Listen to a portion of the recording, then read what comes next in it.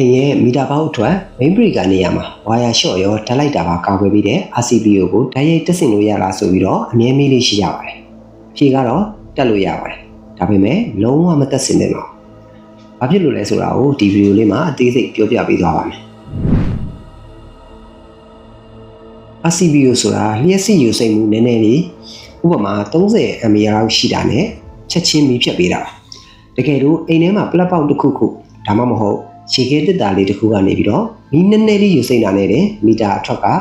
RCBO ကြီးကျသွားမှာဖြစ်လို့တိမ်လုံးခြုံပြီးတော့မီးအမှောင်ကျသွားပါလိမ့်မယ်။ဘယ်နာက short ဖြစ်နေတာလဲဆိုတာကိုရှာရတာအရင်ခက်ခဲပါတယ်။မီတာအထွတ် main line ဆိုတာတအိမ်လုံးစာဝင်အားလို့အများကြီးစီးဆင်းရတာမို့လို့ ampere အကြီးစား RCBO ကိုသုံးရမှာပါ။ ampere ကြီးတဲ့ RCBO တွေဟာတာမန် MCB တွေထက်ဈေးနှုန်းအဆမတန်မြင့်မားတာမို့လို့ကုန်ကျစရိတ်မလိုဘဲနဲ့အများကြီးပိုသွားပါလိမ့်မယ်။မီတာပေါက်အတွက် main နေရာမှာတော့ဝါယာရှော့နဲ့လုံလုံကဲမှုကိုပဲကာကွယ်ပေးတဲ့ MCB breaker ကိုပဲတက်ဆင်ပါ။ပြီးတော့မှအိမ်ထဲက DB ပေါက်ရောက်တဲ့အခါဓာတ်လိုက်နိုင်ခြေရှိတဲ့ရေချိုးပန်းရေပူဆက်လိုင်း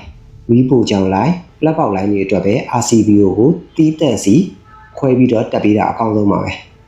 အနေနဲ့လည်းအကင်းဆုံးဖြစ်မှာပါ။လျှက်စစ်ပစ္စည်းတွေတက်ဆင်တဲ့အခါနေရာမှန်ပစ္စည်းမှန်မှသာအနေနဲ့ကင်းပြီးတော့စိတ်ချရမှာဖြစ်ပါတယ်။လျှက်စစ်အနေနဲ့အမြဲတတိပြုပါ။ channel လေးကိုလည်း like and follow လုပ်ထားဖို့မမေ့ပါနဲ့အားလုံးပဲပြေးကင်းကြပါစေ